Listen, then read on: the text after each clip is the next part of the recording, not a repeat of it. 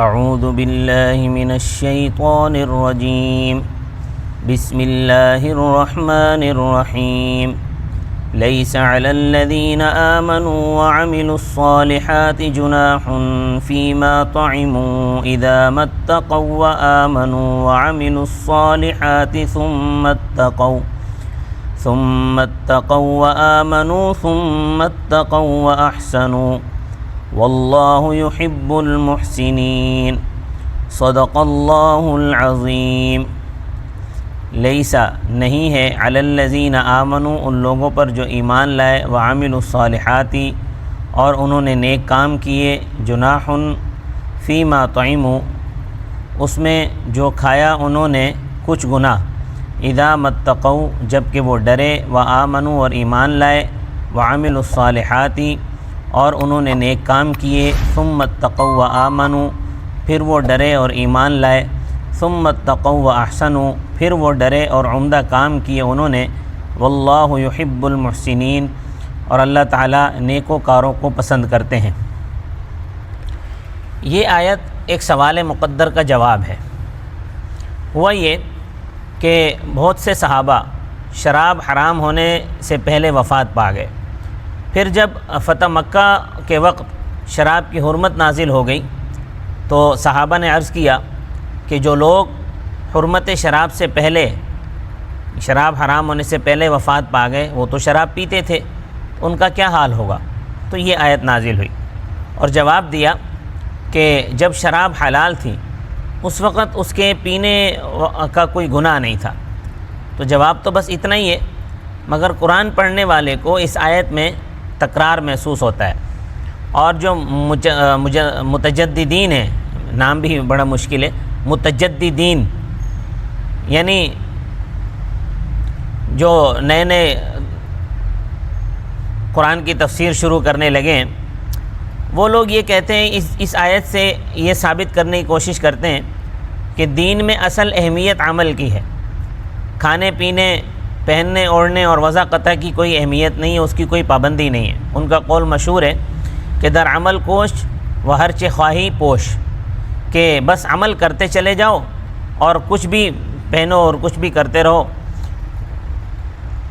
لیکن اصل اہمیت جو ہے وہ عمل کی ہے۔ اس لیے آیت کریمہ کو اچھی طرح سمجھنا چاہیے۔ سب سے پہلے یہ بات جان لیں کہ یہ آیت صرف وفات پانے والے صحابہ کے بارے میں نہیں ہے، بلکہ زندوں کے حق میں بھی یہ آیت ہے۔ ترمذی شریف کی ایک اعلیٰ درجے کی حدیث ہے جس کا حدیث نمبر ہے 3078۔ حضرت ابن مسعود رضی اللہ تعالیٰ عنہ اس حدیث کے راوی ہیں، وہ فرماتے ہیں کہ جب یہ آیت نازل ہوئی تو حضرت نبی اکرم صلی اللہ علیہ وسلم نے مجھ سے فرمایا انت منہم، فرمایا کہ آپ بھی ان میں شامل ہیں جن کا اس آیت میں ذکر ہے۔ یعنی یہ آیت صرف وفات پائے ہوئے صحابہ کے بارے میں نہیں ہے، بلکہ جو حضرات ابھی زندہ ہیں ان کا بھی اس آیت کے اندر ذکر ہے۔ تو یہ بات سمجھ لینی چاہیے کہ اس آیت میں 3 باتیں ہیں۔ پہلی بات یہ کہ یہ آیت ان صحابہ کے بارے میں نازل ہوئی جو تحریم خمر سے پہلے وفات پا گئے تھے۔ شراب کی حرمت فتح مکہ کے سال نازل ہوئی۔ صحابہ اکرام نے وفات یافتہ حضرات کے بارے میں سوال کیا کہ یا رسول اللہ، ان مسلمانوں کا کیا حال ہوگا جو تحریم خمر سے پہلے شراب پیتے تھے اور وہ اسی حال میں دنیا سے رخصت ہو گئے؟ مثلا جنگ احد میں متعدد صحابہ شراب پی کر میدان میں اترے تھے، وہ جنگ میں کام آ گئے، شہید ہو گئے، ان کا کیا حشر ہوگا؟ تو اس سوال کے جواب میں یہ آیت اتری۔ جواب کا حاصل یہ ہے کہ جب وہ حضرات مومن تھے اور نیک کام کرتے تھے اور اس وقت شراب حلال تھی، اس کا پینا کوئی گناہ نہیں تھا، تو بس شرط یہ ہے کہ وہ تقوی کی زندگی اپنائے ہوئے ہوں، یعنی ہر ناجائز کام سے بچتے رہے ہوں، ایماندار بھی ہوں، نیک کام بھی کرتے رہے ہوں، اور اس زمانے میں شراب پینے کی وجہ سے ان سے کوئی مواخذہ نہیں ہوگا۔ یہ پہلی بات معلوم ہوئی۔ دوسری بات، یہ جو روایت ابھی میں نے آپ حضرات کے سامنے پڑھی ترمذی شریف کی حدیث، اس روایت سے یہ معلوم ہوا کہ یہ آیت ان صحابہ کے حق میں بھی ہے جو تحریم خمر کے بعد زندہ رہے، موجود تھے۔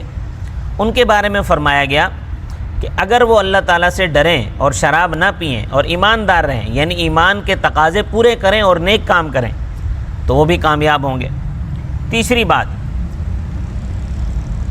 ایمان و عمل چونکہ ایک ترقی پذیر عمل ہے، تو اور اس کا جو انتہائی مرتبہ ہے وہ ہے احسان، اور احسان کو بعد میں تصوف سے تعبیر کیا جانے لگا۔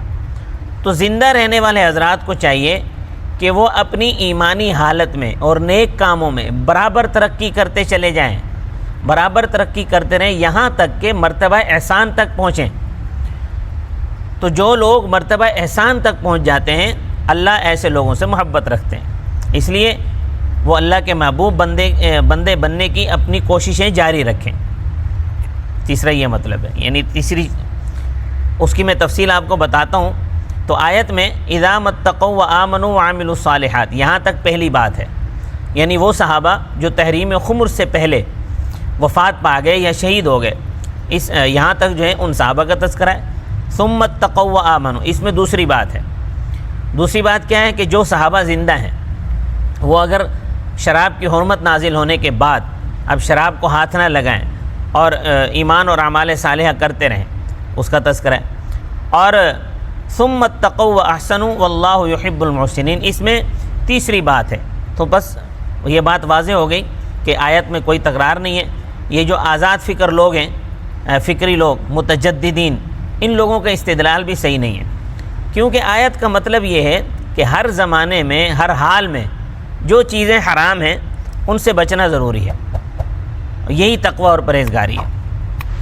تو آیت کریمہ دیکھیں، لیس علی الذین آمنوا وعملوا الصالحات جناح فیما طعموا، کچھ بھی گناہ نہیں ہے ان لوگوں پر جو ایمان لائے اور انہوں نے نیک کام کیے، فیما طعموا، اس میں جو انہوں نے کھایا۔ اذا متقوا وآمنوا، جب کہ وہ ڈرے اور ایمان لائے، وعملوا الصالحات، اور نیک کام کیے۔ یہ یہاں تک یہ صرف وفات شدہ صحابہ اکرام کا تذکرہ ہے جو تحریم خمر سے پہلے وفات پا گئے۔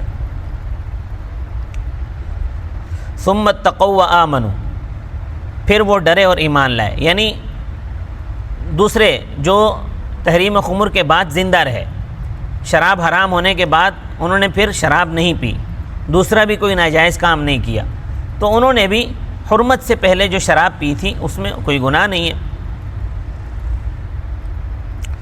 ثم اتقوا واحسنوا، پھر وہ ڈرے اور انہوں نے عمدہ کام کیے، یعنی ان زندوں نے مراتب ایمان میں ترقی کی، مرتبہ احسان تک پہنچے، تو وہ اعلیٰ درجے کے حضرات ہیں۔